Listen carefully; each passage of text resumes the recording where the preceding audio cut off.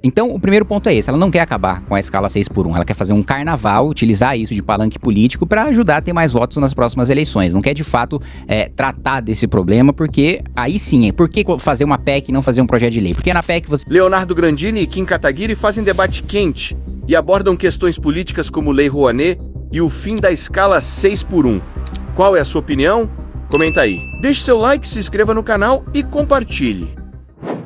Kim, eu quero tratar de um assunto que talvez seja a maior urgência hoje do povo brasileiro, que é o fim da escala da jornada de trabalho 6x1. A nossa parlamentar, Erika Hilton, deputada federal do PSOL aqui de São Paulo, foi a responsável, foi a autora do projeto de lei que visa reduzir a escala 6x1 em todo o território brasileiro. E me deixa bastante curioso o fato de que um membro do MBL, um deputado estadual chamado Guto Zacarias, aqui de São Paulo, se manifestou de forma contrária ao projeto publicamente, recentemente, em um podcast, e fez diversos malabarismos para tentar justificar ele ser contra o projeto. Eu quero, então, de forma bem objetiva, saber se vocês apoiam o fim da escala 6x1 no Brasil e, portanto, se vocês estão com a gente nesse projeto da deputada Erika Hilton, que visa acabar com o fim da escala 6x1, que é uma escala, uma jornada de trabalho que, inclusive, prejudica mulheres pretas, mulheres donas de casa, mães, né, o trabalhador, de forma geral, que não tem tempo livre, né? Então, eu quero entender se vocês apoiam, estão com a gente contra o fim da escala 6x1 no projeto da deputada Erika Hilton. São duas perguntas diferentes. Primeiro, se eu sou a favor do fim da escala 6x1. Sim, sou a favor. Segundo, se eu sou a favor do projeto da Erika Hilton. Aí não, sou contra. Primeiro que não é um projeto de lei, é uma PEC. E o populismo e a demagogia já começa por aí. Não precisava de uma PEC para tratar sobre esse assunto. Bastava um projeto de lei para você diminuir a carga horária de trabalho, porque a Constituição ela determina o limite máximo, mas não determina limite mínimo. E isso já é entendimento consolidado pela consultoria da casa. Então, o primeiro ponto é esse. Ela não quer acabar com a escala 6x1. Ela quer fazer um carnaval, utilizar isso de palanque político para ajudar a ter mais votos nas próximas eleições. Não quer, de fato, tratar desse problema, porque aí sim, por que fazer uma PEC e não fazer um projeto de lei? Porque na PEC você precisa coletar 171 assinaturas, e aí passa pela Comissão de Constituição e Justiça, e aí passa por uma comissão especial, aí são 308 votos em 2 turnos nas 2 casas, né? Então, o que ela fez foi basicamente algo para o projeto, de fato, não avançar, né, para o debate não avançar, e é uma mentira que ela esteja preocupada com isso, porque ela poderia, com uma única assinatura, com uma única propositura, apresentar esse projeto. E, ainda que um projeto como essa natureza, com esse texto fosse aprovado, a escala 6x1 não ia acabar, porque isso já foi tentado antes com a PEC das domésticas. Foi dito lá atrás, 10 anos atrás, em 2013, que a PEC das domésticas iria garantir o direito de cada trabalhadora doméstica de conseguir receber seu FGTS, seu 13º, suas férias, que ia formalizar o mercado de trabalho. Adivinha o que aconteceu 10 anos depois? A informalidade entre domésticas aumentou. Elas estão trabalhando mais informais do que elas trabalhavam antes. Ou seja, se antes elas tinham poucos direitos, agora não tem direito nenhum, porque nem formalmente contratada ela está sendo. Se de fato você quer acabar com a escala 6x1, aí você tem que apoiar projetos para desonerar a folha de pagamento, porque a folha de pagamento do Brasil é a mais tributada do mundo, e é o tributo mais burro de todos você tributar o trabalho, né? Hoje, numa grande indústria, né, o empregador chega a pagar 51% em encargo e 49% em salário, dados da Confederação Nacional da Indústria, né? Ou seja, o empresário paga muito e o funcionário recebe pouco, né? Então, isso não só não contribui para a produtividade, que, aliás, ter esse monte de gasto obrigatório e esse orçamento vinculado é mais um ponto que diminui a produtividade, diminui o salário do trabalhador e aumenta a carga horária de trabalho, porque se o preço de escoação é maior, você primeiro diminui a exportação, você aumenta o custo no final, você aumenta o custo o valor da mão de obra e faz com que o trabalhador precise trabalhar mais.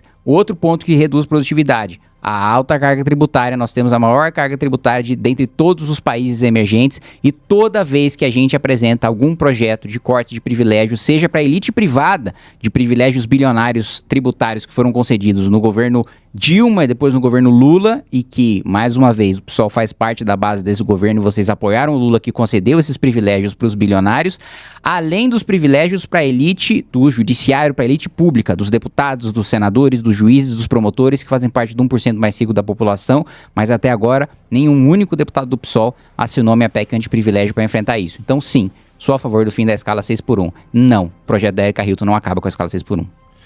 Bom, a boca diz que é a favor, mas a prática diz o contrário, né? Até porque é fácil para deputado federal que trabalha, entre aspas, de terça, quarta e quinta, ser contra o fim da escala 6x1, de você que pega ônibus 4h30 da manhã, passa 2 horas no busão, chega no trabalho, sai 7 horas da noite do trabalho, pega mais 2h30 para voltar, tem que fazer comida, colocar os filhos para dormir. Para essas pessoas, para esses deputados, é fácil dizer, né? Ele se diz a favor do fim da escala 6x1, mas a prática diz justamente o contrário. Até porque o deputado Kim Kataguiri citou a questão da desoneраção da folha de pagamento, que o Congresso Nacional foi o responsável. Deputado, por que você não diz que foram 50 bilhões de reais perdoados por grandes empresas que deixaram de pagar tributos que poderiam ter sido usados em defesa da educação, em defesa da saúde, em defesa da classe trabalhadora no Brasil? Por que você não diz que o Congresso perdoou 50 bilhões de reais em dívidas de grandes empresários e agora a gente está nessa situação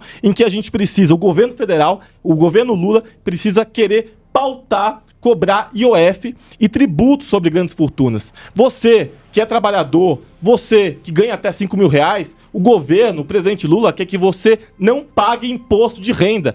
Só que o governo e o MBL querem que você pague imposto de renda. Você que ganha menos de 5 mil reais, o deputado Kim Kataguiri e o Bolsonaro querem que você pague imposto de renda. Como que você se sente em relação a isso? Como que você se sente em relação a isso? Agora, o presidente Lula, você sabe disso, que ele pautou no Congresso Nacional que aqueles que ganham até 5 mil reais sejam isentos de pagar imposto de renda, em compensação que grandes fortunas sejam tributadas. Que grandes fortunas sejam tributadas. Agora, o deputado Kim é a favor da tributação de grandes fortunas? O deputado Kim é a favor do projeto do governo que quer isentar pessoas de ganharem até 5 mil reais de pagar imposto de renda? O deputado Kim é a favor da cobrança do IOF sobre essas transações financeiras? Então, fica essa pergunta, né?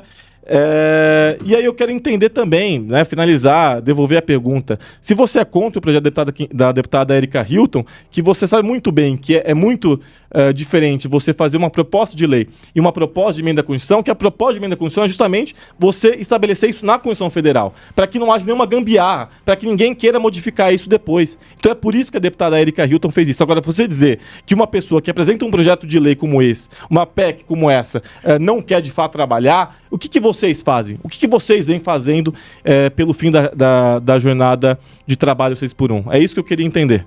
Bom, primeiro você colocar que o que se coloca na Constituição não se muda é piada, né? Olha, o nosso país é o país que mais muda a Constituição dentre todos os regimes democráticos do mundo. Todo governo se muda a Constituição porque absolutamente todos os assuntos estão na Constituição.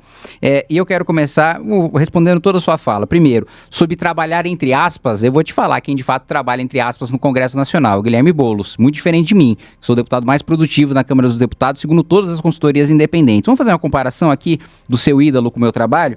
Olha, o Guilherme Boulos, ele teve 11 relatórios aprovados nesse mandato dele. Eu tive 91 relatórios no mesmo período de tempo. Ele teve nenhum projeto sancionado e ele é da base do governo Lula. Eu tive 9 projetos sancionados e sou um deputado de oposição. Ele disse que atuou ali 9 anos na rede estadual de ensino, quando na realidade só atuou 1 ano de trabalho e todo o resto ele foi sustentado pela herança dos pais, né? Então ele é um playboy herdeiro que sempre viveu do prestígio que os pais têm enquanto médicos ricos que são de famílias tradicionais aqui no estado de São Paulo. Para além disso, né, ele não teve praticamente nenhuma emenda acatada em outros projetos de lei, enquanto eu tive mais de 30 emendas. Então, se tem alguma pessoa que trabalha entre aspas, é o senhor Guilherme Boulos, que utilizou só o mandato como um trampolim para tentar vencer a prefeitura, mas nem isso conseguiu. Ou seja, deixou de trabalhar como deputado federal para usar o cargo de plataforma para tentar se eleger prefeito, não conseguiu e não fez o seu trabalho de deputado federal. Então, se tem uma pessoa que trabalha entre aspas, é o senhor Guilherme Boulos. Outro ponto. Por que você não fala dos 50 bi que foram perdoados de grandes empresários? Você sabe quem criou esse benefício? Dilma Rousseff. Dilma criou esse benefício para a Folha de São Paulo, para a Rede Globo, para grandes veículos de comunicação. Desse perdão que você está falando agora dos 50 bi, foram muitos mais, foram centenas de bilhões de reais desde o governo Dilma até agora, e só agora o governo Lula propôs acabar. E eu votei a favor para acabar com esses grandes benefícios, talvez você não saiba disso. Outro ponto, sobre IOF, você sabe que o IOF penaliza principalmente os mais pobres, né? Não são os mais ricos. Os mais ricos têm acesso ao mercado de capitais. Quem depende de banco, você sabe que o IOF aumentou para quem é MEI? para quem recebe ali os seus, no máximo, 40... Quanto é que mesmo o rendimento de MEI? Deixa eu puxar aqui. O rendimento máximo de MEI, acho que é R$81 mil por ano. Você acha que uma pessoa que recebe R$81 mil por ano faz parte dos mais ricos que precisam ser tributados? Uma pessoa que está no Simples, né, aumentou em 120% a alíquota de IOF de quem está no Simples. Quem está no Simples é rico. O rico está se importando muito menos com o IOF porque ele não depende de banco. Mais uma vez, ele se financia com as ações que ele emite. Então, assim, dizer que o IOF é tributar os mais ricos é uma falácia, mentira. Você está tributando o cara que ganha R$81 mil por ano, né? Você está tributando o cara que faz um crediário nas Casas Bahia. Você está tributando o cara que está pagando 400% do juro rotativo do cartão de crédito. Esse é o cara que você está tributando no IOF. Bom, Kim, você comentou que o deputado Guilherme Boulos não conseguiu nem ser prefeito de São Paulo, mas interessante, porque pelo menos ele conseguiu para o segundo turno com 40% da população paulistana, enquanto tem um certo deputado federal que não conseguiu a chancela nem do próprio partido, né? O Kim Kataguiri, pelo menos eu fiz meu trabalho de deputado federal. Não conseguiu nem a chancela do próprio partido para ser candidato a prefeito, enquanto o Boulos foi para o segundo turno e teve 40% da população paulistana. Você falou também sobre a questão de que ele foi sustentado pelos pais. Isso não é verdade, isso é mentira e você vai ter que provar isso também. Em relação, isso é público e notório. Em relação a você estabelecer que número de projetos de lei equivale a trabalho, é uma idiotice tremenda, né? Até porque quais são os projetos de lei? Você quer proibir a prostituição em ambientes públicos. Não foi esse aprovado. Você quer proibir, você quer de forma totalmente equivocada, querer acabar e reverter a Lei Rouanet para poder financiar a construção de presídios. Por que não escolas, por exemplo? Você sabia que a Lei Rouanet, por exemplo, ela não, de fato, não existe um caixa, não existe um caixa orçamentário para a Lei Rouanet. Isso não existe, é isenção fiscal. É renúncia fiscal de pessoas jurídicas e pessoas físicas que querem poder colaborar com artistas, que querem poder colaborar com pequenos artistas, e aí essas pessoas doam para o artista, sei lá, mesmo o privilégio de 50 bi que você acabou de criticar. É assim que funciona a Lei Rouanet. Você é uma pessoa física, você quer doar R$500 mil a um artista. Física não. O limite de pessoa física é R$500 mil e de pessoa jurídica é R$1 milhão, né? E grandes corporações 10 milhões. Aí você quer doar para um artista que você apoia e aí você vai ter um abatimento lá de 4% do seu imposto de renda, né? Seja pessoa jurídica ou seja pessoa física. É disso que se trata. Não existe um caixa do governo em que se tira dinheiro para poder financiar a Lei Rouanet. Portanto, é um projeto mentiroso e populista, né? O Kim, que tanto prega contra o populismo, é um projeto populista e que, de fato, não tem base. Então, é importante ressaltar...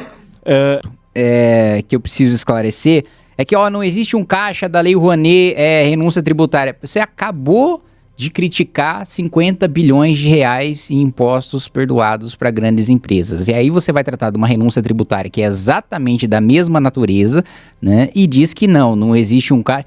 É a mesma coisa que existisse o caixa, né? Essas empresas, se não estivessem direcionando para a Lei Rouanet, estariam direcionando para os cofres da União, estariam no Tesouro. Então, sim, é um recurso que existe e está sendo direcionado coercitivamente para um lugar. Ah, mas a empresa vai decidir qual que é o artista que ela vai financiar.